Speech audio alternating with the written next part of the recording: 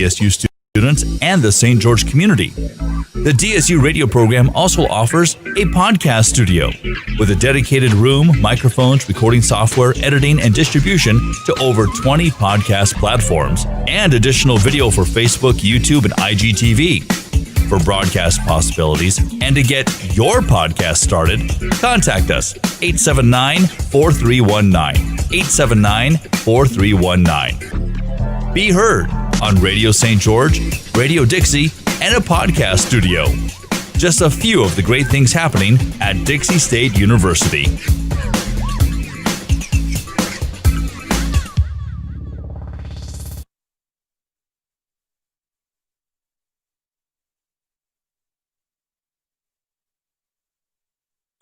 Welcome to the podcast. We Do Recover with Jared Miller, your host. And I'm Dr. Terry Sellers, your co-host. This is a podcast about addiction, but more importantly, about recovery. We want to talk about what successful recovery can look like. Brought to you by Steps Recovery Center and the St. George Hilton Garden Inn.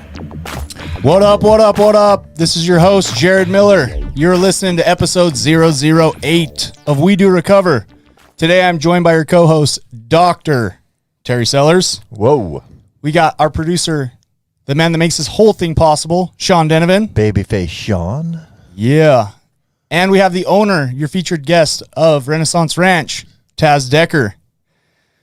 This podcast is recorded in sunny St. George, Utah. Episode 008 is brought to you by Steps Recovery Centers, where addiction ends and healing begins. Listen to me. If you or a loved one needs help, stop procrastinating. Give them a call. They can find treatment for you. 801-800-8142. Dr. Sellers, last week you said you had a golf game. How'd that golf game go? Well, I had a lot of fun. I played with our featured guest, Taz Decker, who, I don't know if you've ever met Taz. We're going to introduce him today, but Taz is a big guy. He hits the ball a long, long, long ways, and it's hard to compete against somebody that hits it that far, but we held our own. I had a good time, played fairly well. The weather was actually pretty good for St. George last week.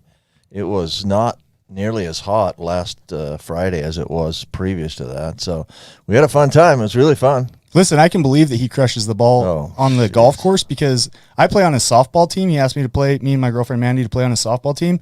And literally every time he gets up to bat, everybody's like, okay, Taz, keep it in the park this time. Stop hitting it over the fence. We don't want an out. We want you to get on base, right? Because the dude just... He crushes it. Well, he's a bigger man than a lot of people. Let's bring him in. Let's get him in the mix. Taz Decker. That's flattering. I don't hit a lot of home runs. That's not true. But it feels good. People like to give you compliments. And golf, it's not about how far you can hit it. It's about putting. And Terry had a pretty good day, and I actually owe him. Here's your 4 quarters. What? Did I owe you? So I think I won $1. Yeah, he did. I think I kept score though, so it always helps to keep score because then you know you win every time. There you go. I paid up. I had to do some. I had to inventory some character defects after that round. There you go. I like it, Sean Denovan. Hey, so. You mentioned last week that you shaved in your baby face. That's why Terry. What is you're back to like a scruff, man? What's going on? Yeah, it's all gray scruff. Terry, what's that like to have gray hair all the time? Talk to me about gray scruff. You're used to being old. Yes, I am very used to it. What happens next? Well, not then your gray stuff starts to fall out. That's the problem. You not only have gray stuff, but then you don't even have gray stuff. So, well, I started on my chin, and then it worked my way up its cheeks. Now I'm finding it other places on the head. Well, actually, all over. I'm sad now. Let's be careful where you're going with that. They say gray shows wisdom. Like in my ears. So. Oh, man. That's horrible. Listen, hey, you asked, man. When you want me to be a part of it, I'll contribute. This is how it works. When you got to start plucking ear hairs, you know you've made it to old. Gray hair is distinguished. Ear hair is not. Yeah, exactly. Exactly. Good point. That's a good point. Well, hey, what are we doing today? We got Taz Decker, who is our featured guest, and we're going to do things a little bit differently this week than we have in the past. Just kind of changing it up, trying to see a format that we love, and, this is a grand experiment, and we're having a lot of fun with it, and I hope the audience those of you who are listening enjoy this as well. But in the past, what we've always done is we have had, in the first segment, we started with what life is like for our guest right now. And then we go back in the second segment and talk about, how they got to where they are now, like their journey of how they got into recovery. And I think we did that format to highlight right up front kind of the great things that are going on. And I like that format. Some other people had some critiques about that and kind of wanted to see us change that up. And we're going to try a different format today and see how this goes. So today what we're going to start with is your story, like how you maybe a little bit about how you got started using drugs and what that was like, and then take us up to, and we can just start, well, first of all, before I do that, I have to do this part. I just want to know right now, not all the great things you're doing, but just tell me a little bit about Taz right now. Like what do you do for a living? Who are you? Tell me a little bit about your family, that stuff. And we'll get back to that, I promise. But I just want a quick 2-minute of, tell me Taz Decker. Did I call you Taz Murray at one point? I have a good friend named Taz Murray, and if I accidentally call you that, then I'm sorry, but Taz Decker. Future forgiveness. Yeah. He's also a football player for BYU, but. Yeah. So my name is Taz Decker. I grew up here from St. George. Okay. And I've been married 18 years. Wow. Yeah. Very nice. Through the grace. Yeah, for sure. Of our good Lord and miracles and a lot of forgiveness. A lot of work. We have 3 daughters, 14, 12, and 7. You want to give him a shout out? Jovi is 7. She's amazing.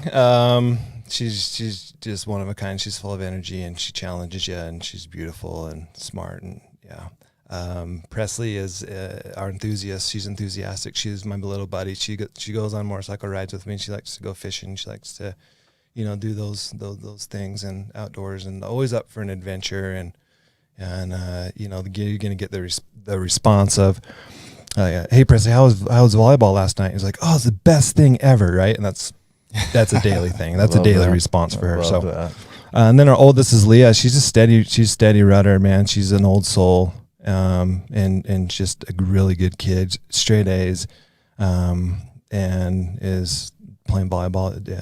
She's a freshman at Dixie High School. Sweet. So, you're a blessed dude, buddy. So Renaissance, without a doubt. And when I can stay in gratitude, I have awareness of that those blessings and what they are. You know what I mean? Absolutely. Because there's a lot of them, and so we moved back down here. I'll get more into that in 2014 to open Renaissance Recovery Outpatient Treatment Center. So a little bit about me. Awesome, thank you. Now let's go back. Let's figure out how you got here. So take it from.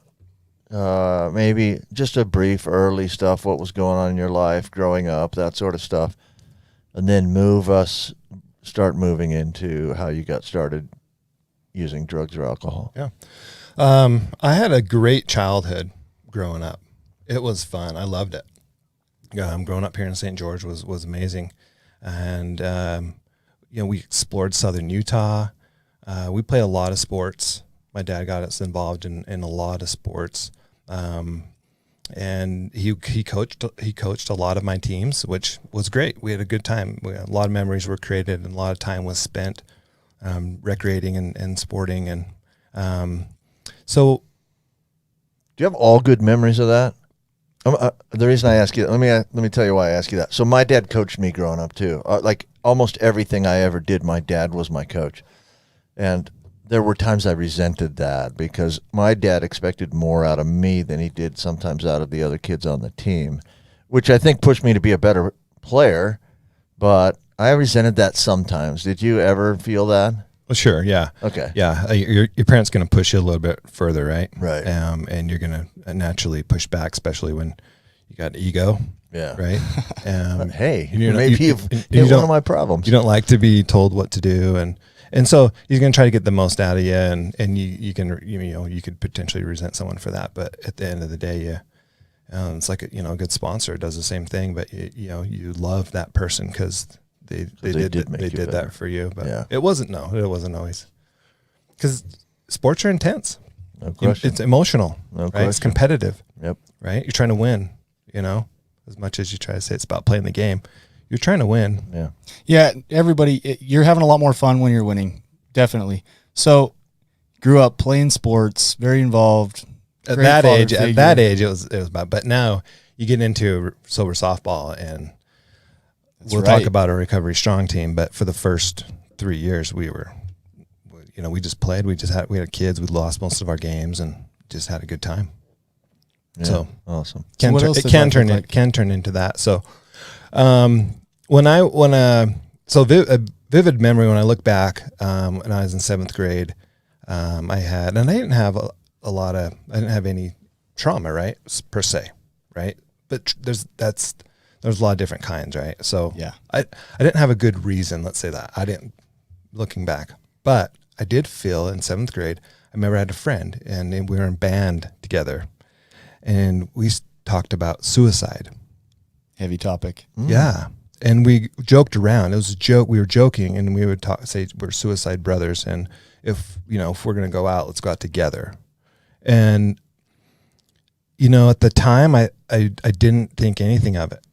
Right. My awareness was so low that I didn't even, but now looking back, like, okay, there was something was there. I didn't feel really comfortable in my skin. There's something going on. And I think more evidence of that is later that year, 12 years old, I had my first drink. Ooh. And How did that happen? so, How does a 12-year-old drink? well, I know the answers. There's a ton of answers to that, and I don't mean to sound so crazy that a 12-year-old would have a drink, but just tell me how you got exposed Orally. to. Well, okay, thank you. That was a great answer. That was the best answer I've ever heard. But I love that Terry Sellers is here today. So totally my answer too. exactly. I had some friends that their dad, he drank, and he built homes, and he'd buy a cube or a case the beginning of each day, and at the end of the day, if he had a few left over, we could take some, one or two without him knowing, right? It just depended. So we built up. There's 3 of us. We built up a stockpile. It was totally premeditated. All right, Couple knuckleheads. Right? And it was on a school night. but it sort of makes sense now. Yeah. To me. Right. So it was on a school night. Walked home, no consequence. No one found out. Woke up, wasn't sick. Went to school. You remember feeling anything from it? I remember, sitting laying in my bed, and it just felt like it was spinning. Okay. And then Was that spinning feeling good or bad? it was good. Okay. Yeah, it's Right. extremely warm and Yeah. fuzzy. And Okay, good. wrapped in. Right. One of the best nights of sleep I'd had. Okay. Ever. Awesome. The midbrain had released dopamine, right, Dr. Sellers? That's what had happened. Yeah, for Yeah. sure. But woke up and I said, I'm going to do that. Yeah, I'm going to do that again. Exactly. Okay. So, and that kind of played a big role into a lot of my experience from there on out, because I got away with a lot, right? I hid a lot. I concealed a lot, and my identity was lost somewhere in all of that. And so, high school was amazing. So I had a great time in high school. I partied in high school. By the time I was done with high school, I tried almost everything. But I had a success, what I consider, right, and I'm going into my blind spots of what I didn't see, because athletically I'd been successful, Yeah. and I had been taught to put a lot of stock in that, and if that's good, everything else might be good. So I earned a scholarship to play football at the University of Utah. So it's safe to say that your successes were big enough that they masked some of the pain or the trauma or the underlying issues that you had that led you to start to drink at 12, right? So yeah, the external, what people see, right? Yes. The external unmanageability Thank you. Yeah. was not there for me. I couldn't see it. Mm-hmm. right? And really wasn't. I got really lucky and never got in trouble and on paper. And my bottom was emotional, spiritual, my relationships, all of that. And I did, lost a lot. It's funny I say it. I don't lose a lot, just myself. Yeah. Well said. Not much. But that's obviously that's Right. quite a bit. So let's get back to, so you got a scholarship. Did you have other offers? yes, So you chose the U out of the other offers. yes. Is there any other choice? Well, it's the University of Utah, baby. Listen, don't distract from what we're trying to do here. Who do the Utes play this week again? Shoot. They don't play anybody. I grew up a BYU fan. Really? I would have gone there Okay. if they would have recruited me. Okay. But the Mighty Cougars were not interested too- in Taz Decker. They were too cool. Yeah. Sorry about that. I wish you'd Or vice versa. Or vice versa. I'll give you that. It wasn't my path. Either way, it wasn't my path. Listen, let's be honest. In the last 20 years, if you want to go to school at a football school, you go to Utah, not to BYU. But we're still fighting. Okay, so you get a scholarship. You head up to the U. Yes, I go on a mission first. Okay. Where'd you go on a mission? Yeah. Tulsa, Oklahoma. Oh, Way interesting. cool. Yeah, Nice and dusty. Tulsa. Yeah, and then Arkansas and Little Broken Arrow, Oklahoma. yeah. And had a great experience. Okay. Still have friends today.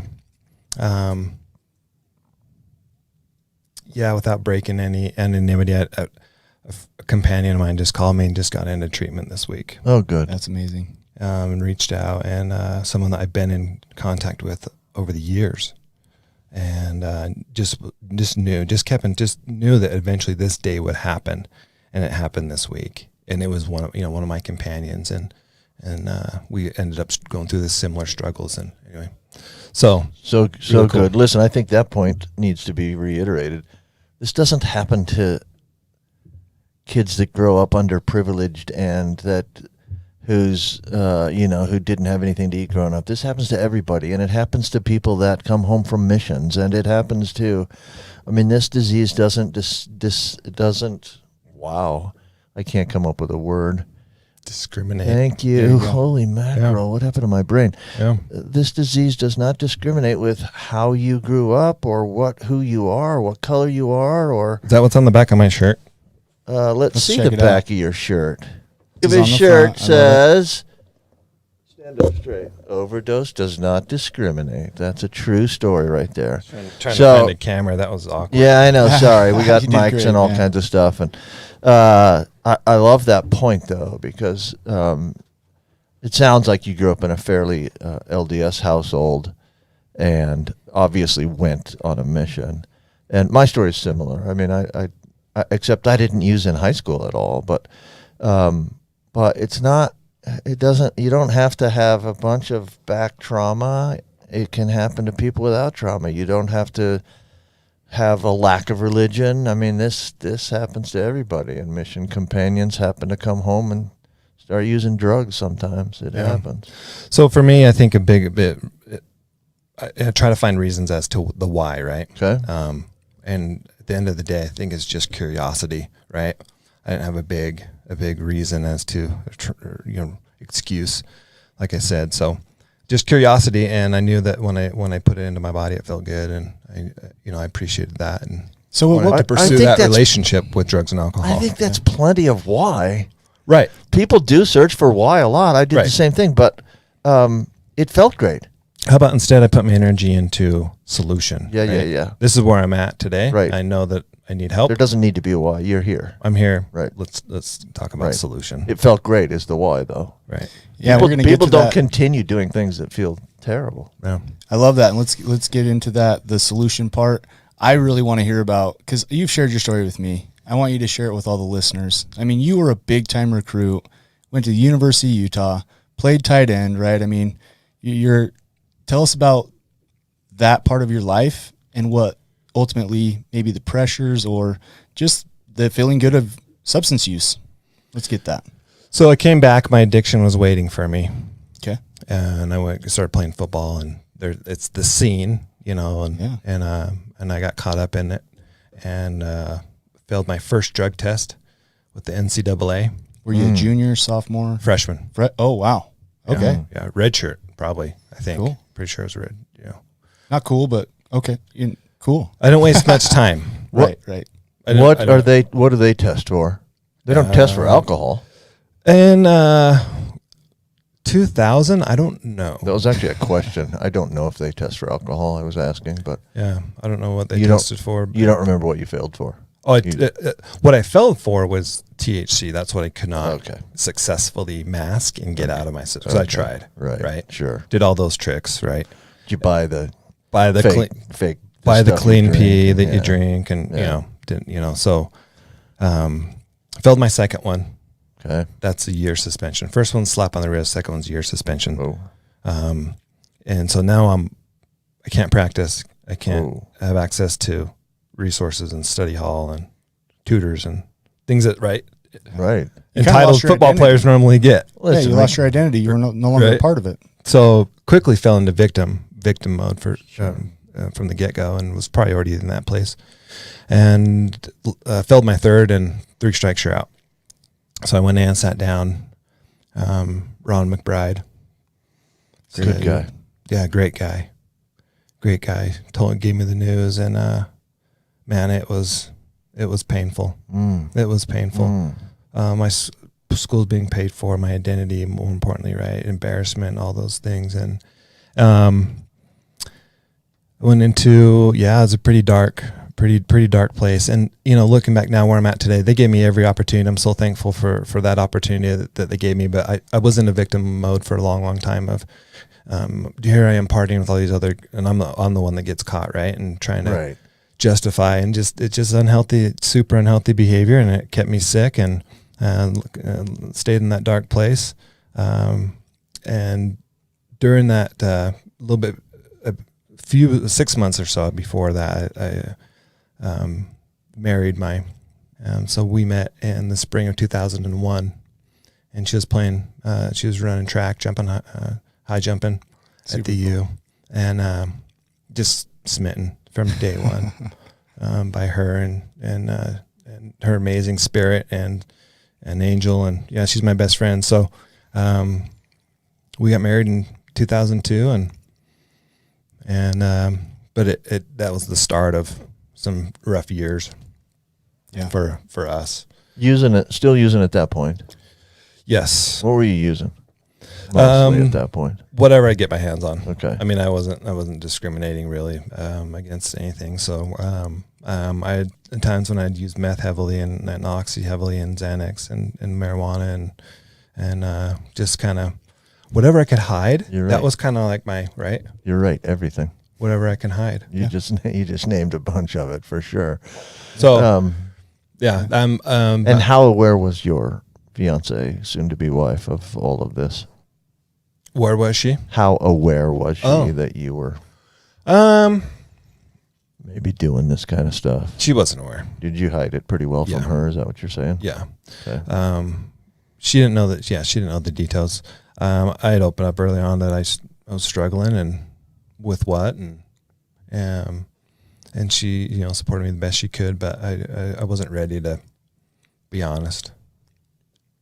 So so in the last 2 minutes, paint us a picture of kind of what did that look like for you, the conversation and then the transition with her. Yeah, it was ultimatum.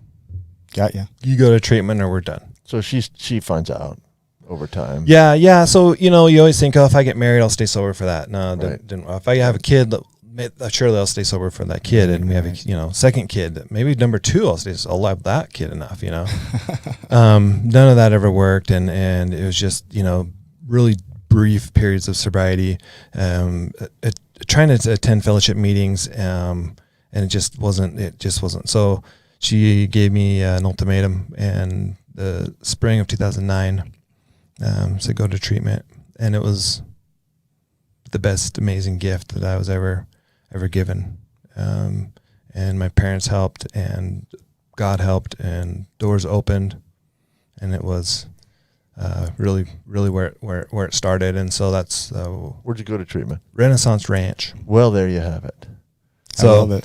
I went through this program that I represent today, and I'm obviously passionate, saved my life, passionate about it. Love the staff there, and met guys that were meant to be there when I was there, and have deep love and relationships with a lot of the guys I was in treatment with, and staying in touch with them. Thank you for sharing that. You guys have been listening to part 1 of episode 008, featuring Taz Decker, the owner of Renaissance Ranch down here in southern Utah. Stay tuned for part 2. In part 2, we're going to get to his journey into recovery and what his life looks like today. Tune back in after this 30-second break. You are listening to We Do Recover with Jared Miller and co-hosted by Dr. Terry Sellers. We'll be right back after the short break with more of We Do Recover with Jared Miller, brought to you by Steps Recovery Center and the St. George Hilton Garden Inn.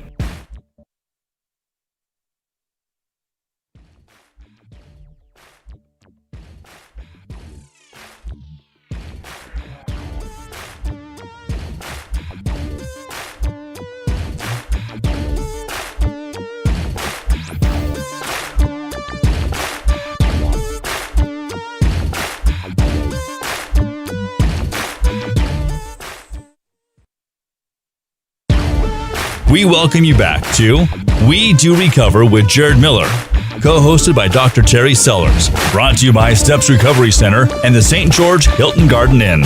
And now with part 2 of our podcast, Jared Miller and Dr. Terry Sellers. Hey, welcome back to part 2, episode 008. We are featuring the owner of Renaissance Ranch down here in southern Utah, Taz Decker. Part 1, he shared his story about what his addiction, where it started, the path. Beautiful. Part 2, we're going to transition into his recovery and the successes that he's had today and what his recovery looks like today. But before that, I got something. let's get it. Guess where I slept last night? Hilton Garden. Yes. I'm starting to Slept at catch the on. Hilton Garden. I know. Eventually, if I ask this question enough, you'll get it.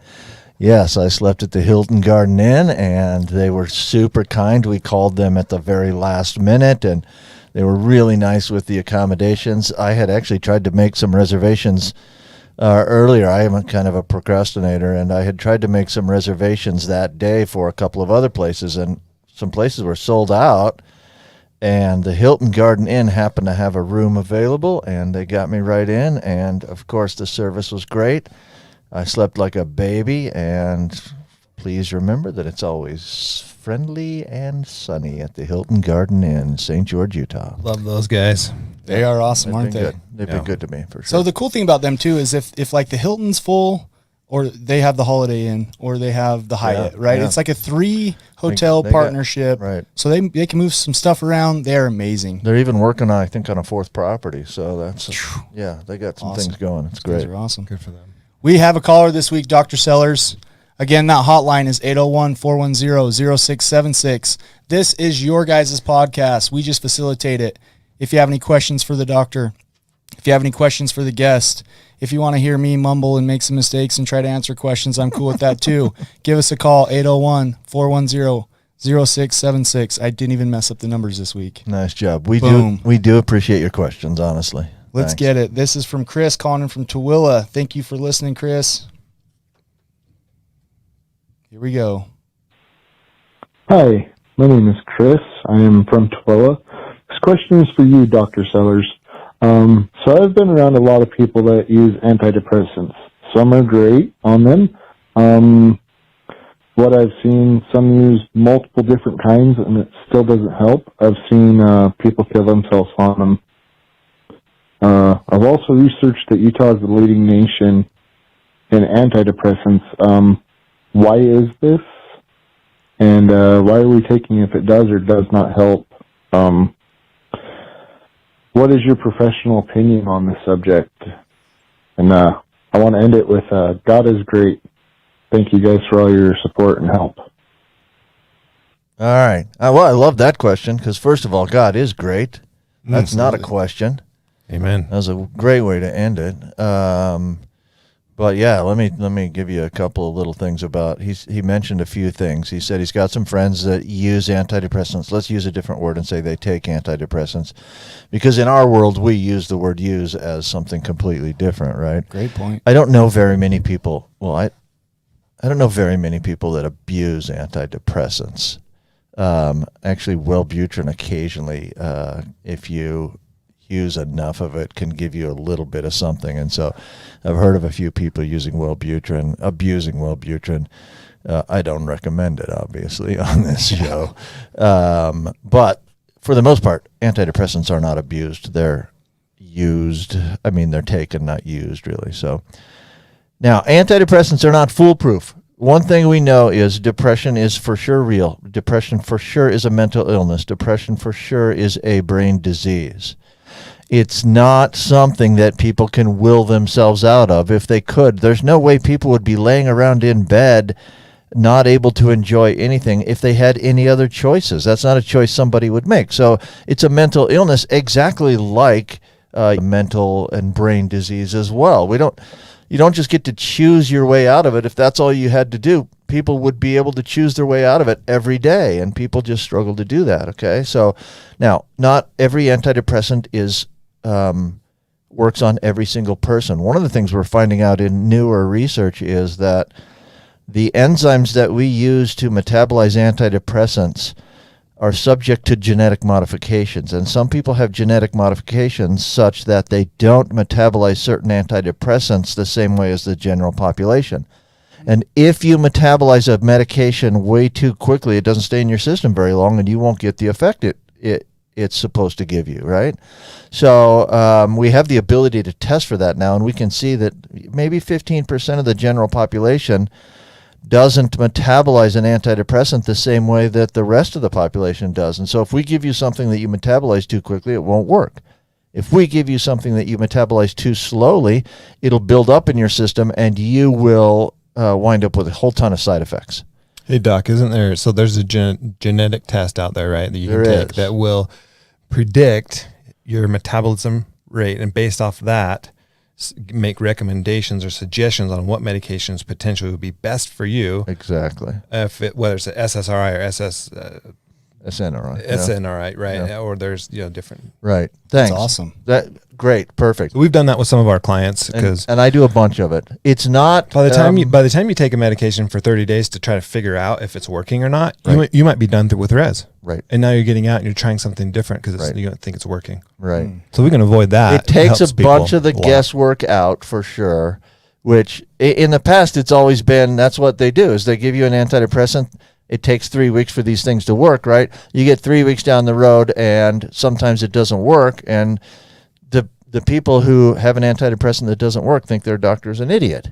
The truth is, they just don't work in every single person. But if you can do the test and pinpoint which ones they metabolize normally, you're way more likely to be able to find one that works for that patient. The last thing I want to say on this subject, and there's a lot more we could do, but I don't want to spend the whole second segment on this. He mentioned briefly in just a quick little quip that he's had some friends commit suicide on antidepressants. Mm. Let's not forget, we're not giving antidepressants to people that aren't depressed. Good You're point. already in a high-risk population of people who are depressed, and almost nobody kills themselves when they're not depressed. And so if you take and just sideline a whole group of people that are already depressed, yes, your suicide rates in that group are going to be higher than the general population to begin with. Now, occasionally antidepressants can make a few people have more suicidal thoughts, but typically those people aren't metabolizing that medication the right way. So I think they're a useful tool. I think that we use them quite a bit. His observation about Utah being number one in the nation is true, and I think part of that is societal pressures that we have in Utah, maybe that some other states don't have quite as much as we do. I think we use a lot of antidepressants in Utah as well. I mean, there's a lot of stuff to unpack in that question. Sure. I think a lot of people, when they call in these questions, maybe they think they have to come up with some super detailed medical question for you. That was a great question and great answer. Thank you for helping out, Taz, as well. I mean, that was awesome, guys. I'm lucky to be sitting here amongst some people that have some education know what they're talking about. Well, Terry throws me bones once in a while when I'm struggling, so you'd like to repay the favor. Terry wasn't struggling. Thanks. No. I appreciate the help. Like, it was a really good observation, and it's true. Like, I think when this testing will catch on more and more. Not everyone's doing it right now, but it's going to be very helpful to take in a little bit of the guesswork out of treating people with mental illness. Maybe get you on the right thing a little bit quicker. Yeah, for sure. Chris, thank you for calling in. We appreciate that. Yeah, thanks. Great question. Thanks, Keep Chris. the questions coming.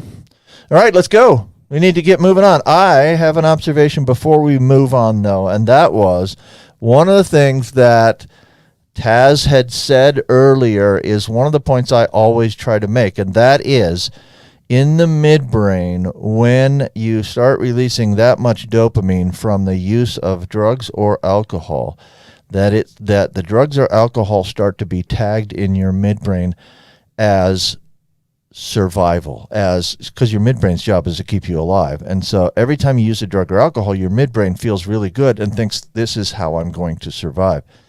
If that's the case, then everything else in life is less important to your midbrain than survival. And therefore, when you say the point like, well, this kid's going to keep me sober, well, this marriage is going to keep me sober, well, this next kid will keep me sober, none of those things are more important to your midbrain than you continuing to survive. And so there isn't, people say all the time, oh, you ignored your wife and kids. That's not really what's going on. You're actually just trying to survive. And so, yeah, typically kids and wives and events like that don't keep people sober. It's got to be a little deeper than that. So, excellent observation. Okay, let's go. We don't have as much time as I just been yapping for way too long, but let's transition. You went to Renaissance Ranch. Okay, that's a countdown. Good. I'm glad I got mine. So, checked in, and I had a good time in my first stint. So I've been multiple times, and but really enjoyed my first experience of treatment. Meaning that I got some clarity and I started laughing. Yeah, and I started connecting with other dudes in recovery and being emotionally honest with them, and I started feeling connection that I hadn't felt in a really long time, that type of connection, right? Is it safe to say maybe the connections that you lost when you fell out of football? Because I know for football, for me, it was a huge identity, right? And so nowadays, when I get around Ian Raiders and Utahs and Dr. Sellers, I feel that camaraderie. Yeah.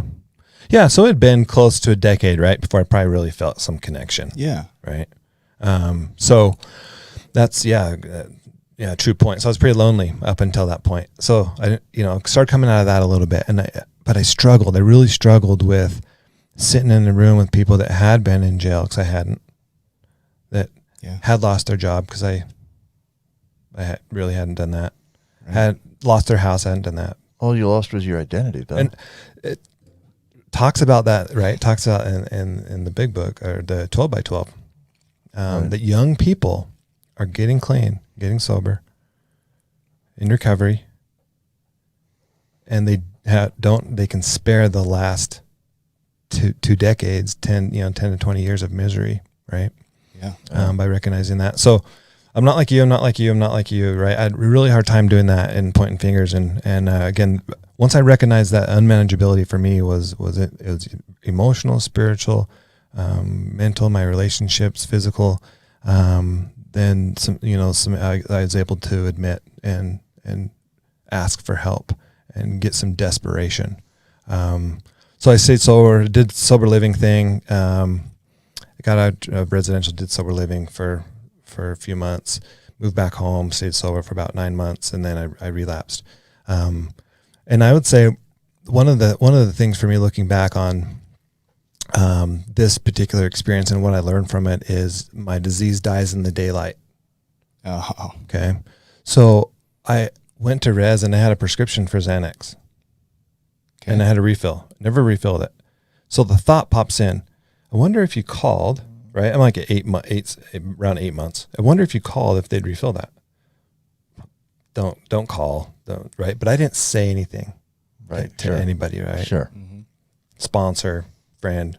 Sure. You're not going to call, but I'm just not going to tell anybody that it's still I've been sober for 8 months. I'm solid. I'm good. Sure. No reason to cancel it. So you let that thought fester. Because I'm not going to call. Right, you let that thought fester, and Right. I didn't have practice. I haven't been in many experiences where I've been forced to play tapes forward in recovery. And this it could have ended a lot worse, and it was pretty bad. And it took me down a path of 9 months of using, and then back into residential. In the fall of 2010, almost the exact same story. Got out, relapse, had about 9 months, and then this was a short relapse. And in 2011, I wasn't happy with it. I wasn't happy without it. And I just said, I'm miserable. I can't live like this anymore. I got to get honest. Yeah. I need to find a solution. And so for one of the first times for me, I got honest in July of 2011. Would you say that was the birth of your recovery? Yeah. So, went in the first time 2009. So I've been getting up and falling down since 2009. And I said, at that point, one thing I will always fight. I will always get back up. I might not do this thing perfect, and I haven't, but I will always continue to fight, and I'll always, continue to show up. And even when things are hard, and,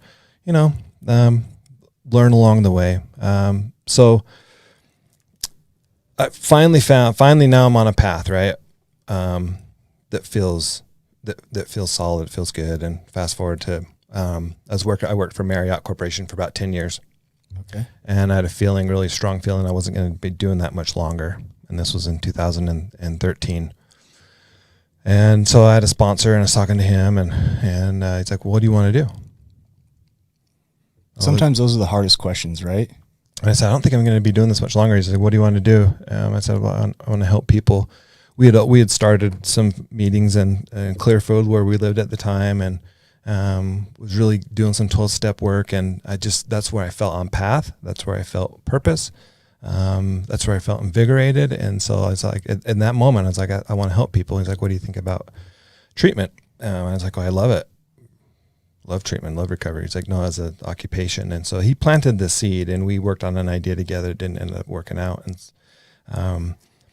I was practicing my step 11, trying to get, seek through prayer and meditation to improve my conscious contact with God, knowing what his will for me is. Do I pursue this path, and how do I carry that out? That's a pretty good guy to ask. Right. Yeah. So I asked God. He has a good track record. Yeah. Right. Seems to do okay. Yeah. So I can trust him. So anyway, through that practice of prayer meditation and trying to find clarity, and I found that the universe always shows up. God always shows up, right? So he said, call Dave Pinniger. So okay, I know Dave, not super well, but anyway, Dave was the first Renaissance affiliate in Idaho Falls. Okay. He's an alumni, and anyway, so Dave was instrumental in helping me get St. George up and running. And in 2014, we opened. That's amazing. Renaissance Recovery. I want to ask you something real quick. I think a lot of times when we want to do something different, right, or we want more out of our lives, to reach out to somebody, like I'm sure at the time you're reaching out to him, how do you start that conversation, right? Because I've gone to people that I have passion for, vision for. What did that conversation look like when you called him? Well, if you know him, he's very similar to my 12. This is not going to sound good. He's very similar to my 12-year-old daughter, who I explained is very enthusiastic. Wow. Sorry, Dave. But I think you complimented your 12-year-old daughter, so I think it's okay. It's all good. You didn't paint her as anything other than awesome. Just genuine, heart of gold, enthusiastic, excited. I call him, and he's like, "Get up here now. You got to get up here. Come to Idaho Falls. Come stay with me for a few days, and we'll show you how we do this Renaissance, outpatient thing, and we'll see if you like it, And it's just that's just how he rolls, right? So we go up there, and I go up there and sit with him and shadow him for a day, and we didn't really do much. He's just having a good time, and we're just chatting and anyway, Just building that relationship. Yeah. So the conversation was very positive. I said, I don't know if I am what they're looking for as an affiliate owner. And he looked at me in the eye and he said, you're exactly what they're looking for. And I don't know if that was true or not, but he made me believe that that was true. And he breathed life into me and hope, right? It's like people are like, I don't know if I can stay sober. I know you can. It's powerful. It's very powerful. Thank heavens for the Dave Pinnekers of the world. Oh my gosh. Yeah. Oh my gosh. Yeah. So he's one of the, one of my close friends and pillars. And yeah. So. Yeah, that's awesome. So he put you on this path of starting Renaissance Ranch. Was it a bam success overnight? Tell us a little bit about what, I'm sure there were some struggles in there. I'm sure that there was some days that you thought to yourself, did I bite off more than I could chew? Yeah. Yeah. So, looking back, what do we got here? 5 minutes. 5 minutes. Looking back, I had no business opening a treatment center. And when I say that is at the time I had less than 3 years sober. Okay. Right. And in my mind, that's someone who isn't qualified. Right. So I'm dealing with my limiting beliefs from the get-go. Love that. Right. And I feel that the only reason why is I had a lot of help from people and from God to make things happen. And the more now 6 years in, I'm like, oh man, the longer I'm in it, the less I know, the less I realize that I know. Do you understand what I'm saying? Sure. The stuff you're realizing that you didn't know much, especially starting out, the longer you're in it. Right. I didn't know much starting out, and I definitely don't know much. And you know even less now. I know even less now. However, between you and God, you got a long sobriety record. Right. If you add them up, that's a lot of sobriety. So it hasn't. No, it's St. George has been so welcoming and so loving and so accepting, and the community here is the recovery community is thriving, and it's in change over the last 5 years, and it's gotten much. I don't know much, but it's improving. It's better. It's great. People are getting help, and the first couple of years are really good. We opened a second location in Las Vegas. Way cool. How many years down the road was that? 2 years. So 2 years after we opened St. George. Way cool. And that was open for 2 years, and then we closed that down. And we had I had a couple sober livings and a drug testing lab, and a lot of additional things on the plate, and the quality of life started to diminish. Your quality of life. Yeah. Okay. Yeah. And I felt stretched, and I felt thin. And so we scaled everything back, and right now we just have Renaissance Recovery in St. George. And who knows, looking back, pandemic, right? Maybe, who knows what. Probably a blessing in disguise. That would have looked like. Yeah, what are you guys doing during the pandemic? Tell me, what is Renaissance Ranch today? What's going on there? What services do you provide? So right now, we are still exclusively a telehealth. Okay. So we are doing everything. It's not uncommon. Doing everything through Zoom. So people, they have that option. And it's just, I'm IOP, outpatient, intensive outpatient treatment. And we do male and female, adults, and substance abuse, mental health. We have 2 different groups right now. So we have 4 therapists. Fairly small operation, about 20 clients. And that's kind of our sweet spot. We don't allow more than 12 clients in a group. And we have 2 groups. And so if those are full, 24 is our capacity. And we feel that the quality of care is good, and people are getting the attention that they need. And so I personally want to say, Taz, I think it's great that you did some self-reflection, realized, hey, instead of being a jack of all trades, master of none, right? You really honed in on, this is my bread and butter. This is what I'm good at. This is where I'm going to put my energy, my focus, and make it the best that I can make it. Yeah, that's awesome, dude. I got a lot of respect for that. We've seen too many failures in this business of people who have some success and then decide they have to rule the entire world. Like build these giant sort of conglomerates and then kind of stretch themselves too thin and can't do it. And I think it's hard to do because, listen, treating addiction is a calling and a beautiful service. But it can go to your head occasionally if you don't stay grounded, if you don't stay humble, and if you start deciding you have to rule the world. All of a sudden now you got to have, instead of one place, you got to have 5 places. Instead of 5, you got to have 20. Instead of 20, Yeah. like, when is it enough? Yeah, well said. So you got a minute left, Taz Decker. Thank you so much for coming on our show, We Do Recover. Leave our listeners with some hope, man. There's some people out there listening to this that are in early recovery. Give them some hope. You know, FFTs. Brene Brown has a new podcast called FFTs, and it stands for freaking first times, but she says a different word. You know, A different word for time? yeah. Okay. So we've been in, this year has been, you know, freaking first times with a lot of different things, right? And so I think just being patient with ourselves is huge, and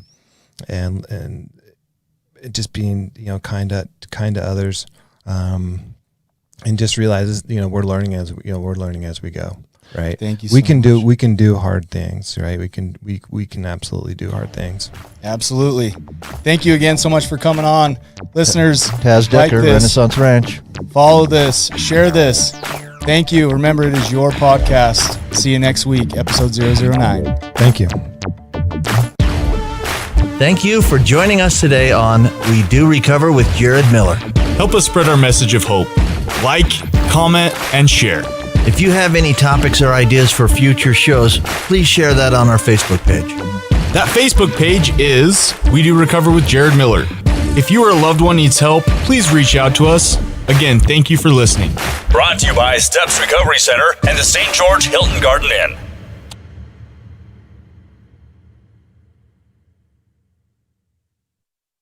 This has been a production from a podcast studio.